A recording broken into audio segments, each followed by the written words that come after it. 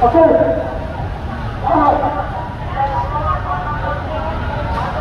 Tolong atur lalu lintas ya teman-teman. Keamanan. Mohon maaf sekali lagi. Jangan dari sini. Pengguna jalan Apa ya teman-teman? Masih banyak. Banyak. Masih banyak ya.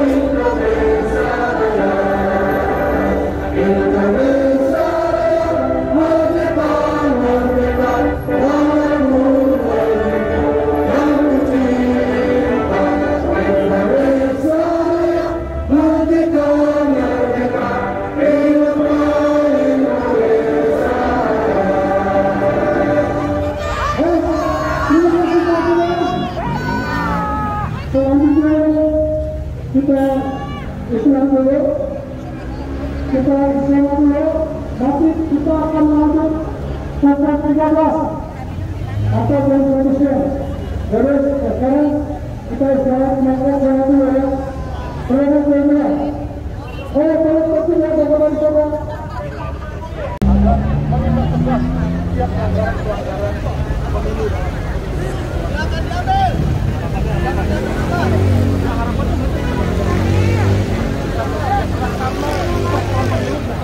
Menang atau kalah, tapi bagaimana menjaga demokrasi, bagaimana menjaga bangsa ini.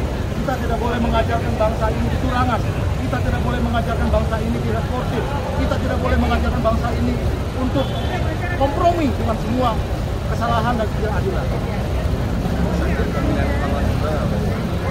Kita belum ke arah sana, tapi kita di bawah ini. Ya, ada banyak sekali perubahan suara dari C1 ya, dari suara partai ke partai yang lain. Ada juga suara yang dicoblos sebelum pemilihan berlangsung ya. Ada juga bagi-bagi bansos, bagi-bagi uang. Kok tidak ada aturan? Kok tidak ada sanksi dari bawah?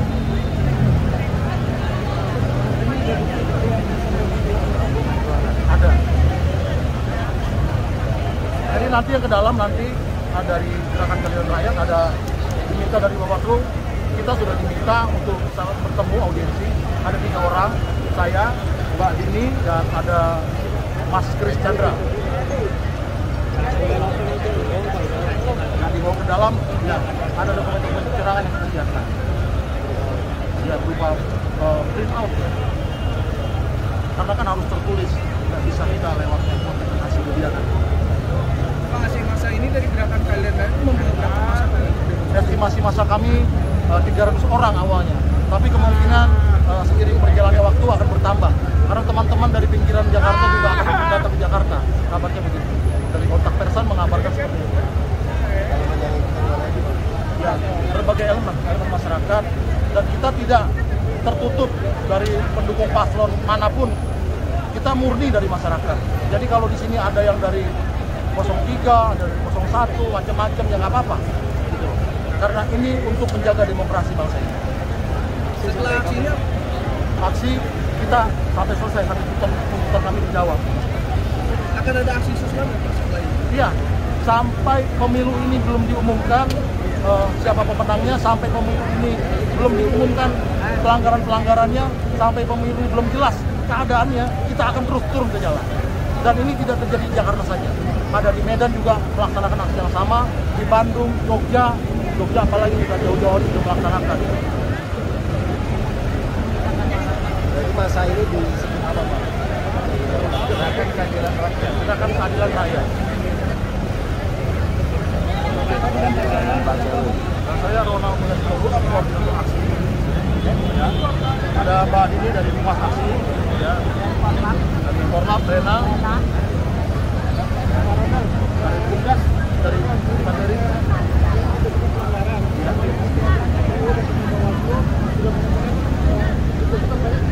Ya.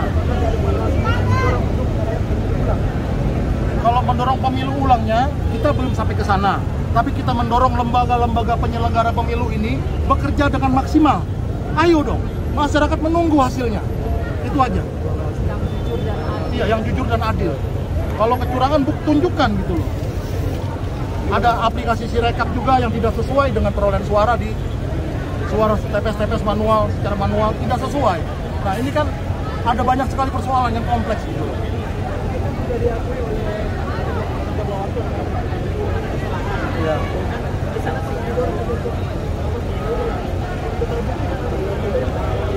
Ya. Ya, teman-teman, kita belum bertanya sama teman-teman bagaimana kalau pemilu ulang, ya kan? Kita pertama datang ke sini untuk mendorong Bawaslu dulu. Ayo dong, Bawaslu bekerja dengan baik, bersuara, gitu loh. Kita kan belum mendengar nih, secara resmi Bawaslu belum menyatakan apapun kepada masyarakat tentang kecurangan ini gitu. Terus cuma bilang ya mengakui, tapi nggak diapa-apainnya buat apa gitu loh. Nggak ada sanksi, tidak ada diskualifikasi gitu loh. Terus buat apa gitu loh. Ini kan tadi salah satu balihonya ada yang bilang pecat si Mas Ari ketua KPU, apakah masa juga menginginkan agar ketua KPU dan Bawaslu ini dipecat? Saya ya, teman-teman juga ya, untuk diganti karena tidak maksimal. Dari awalnya saja sudah melanggar dengan meloloskan paslon yang merubah batasan usia di Mahkamah Konstitusi, tapi tidak merubah aturan yang ada di KPU. Itu kan melanggar. Artinya apakah ketua KPU ini dan ketua Bawaslu terafiliasi dengan salah satu paslon? Kita belum menilai ke arah sana. Ya. Pak, tuntutannya apa? Ya, tuntutannya Bawaslu harus bekerja maksimal, ya. Buktikan pelanggaran-pelanggaran itu dan berikan sanksi tegas, diskualifikasi. Jangan ada pembiaran. Oke, terima kasih teman-teman ya. Kita sama-sama jaga bangsa ini dengan baik. Terima kasih. Merdeka.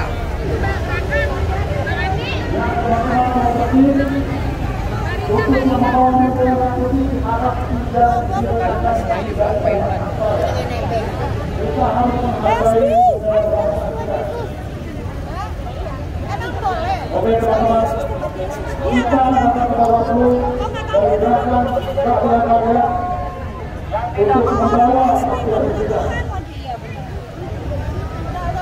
Demokrasi sudah dirancang. Pohon reformasi yang ditanam oleh generasi kita pada tahun 1998 lalu sekarang sedang perlahan-lahan ditebas. Reformasi yang melahirkan Mahkamah Konstitusi, reformasi yang membuat TNI dan Polri terpisah menjadi angkatan-angkatan yang lebih spesifik lagi untuk membela rakyat.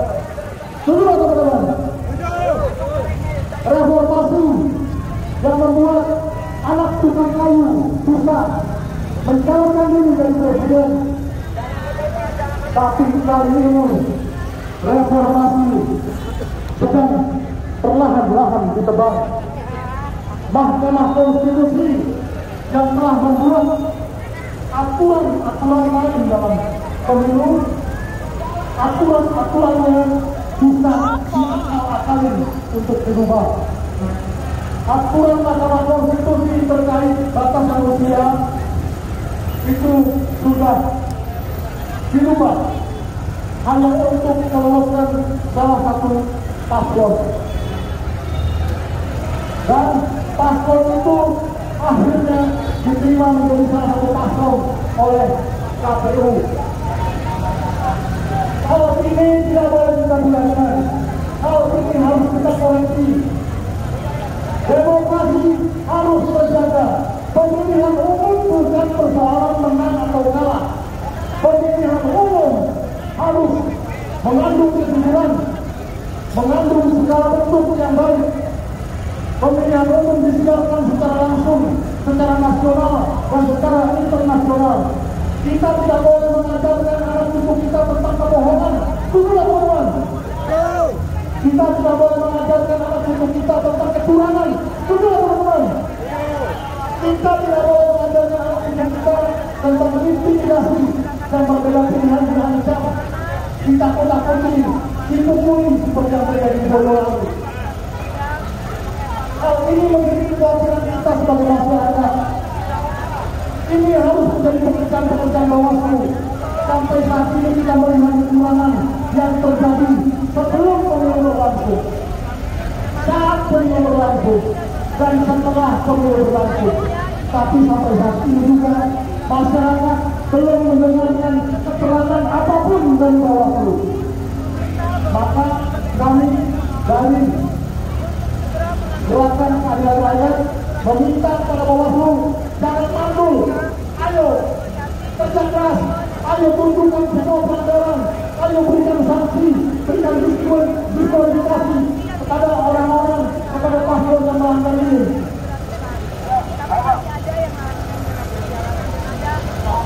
Teman-teman mau nggak kalau punya pemimpin dari hasil membohongi rakyat? Teman-teman mau nggak punya pemimpin karena curang? Teman-teman mau nggak punya pemimpin yang menangnya ini karena melakukan segala-galanya dan mengancam rakyat ini? Jangan diakusi. Jangan lagi kita dibohongi, jangan lagi kita ditakut-takuti seperti zaman agama. Hal ini sangat mengerikan, ini sangat menjadi ancaman bagi kita semua. Untuk rekan-rekan media, kalian semua siap jika orang-orang mengatakan media akan beredar seperti Tempo, Detik, dan Editor pada tahun 1996. Kita tidak punya lagi kebebasan berpendapat, kita tidak punya lagi kebebasan media, pemerintahan, dan lain-lain. Semuanya harus dipantau oleh negara. Dan ini sangat melanggar batasan-batasan hak asasi manusia. Kali ini kita datang ke Bawaslu, kita akan mendengarkan Bawaslu. Tunggu. Kita akan menunggu Bawaslu, pihak Bawaslu, perwakilan Bawaslu untuk keluar memberikan keterangan supaya kita semua sama-sama mendengar. Kedua, jangan lagi diam aja. Kan tinggal kita kemarin. Kan kita ada demonstrasi di Indonesia. Jadi Bawaslu nggak boleh diam aja. Harus tidak keras, ya. Korporasi dengan masyarakat, jika ada dinding pembangunan menghalangi, ayo lewati dulu. Kasih tahu dia masyarakat, berikan dulu informasinya. Kalau ada kecurangan, sampaikan ada kecurangan. Kalau ada kesalahan, sampaikan ada kesalahan. Evaluasi dan tindak tegas pelaku pelanggarannya, berikan sanksi atau diskualifikasi. Ini yang ditunggu-tunggu oleh masyarakat. Kenapa sampai saat ini Bawaslu masih tidak bersuara?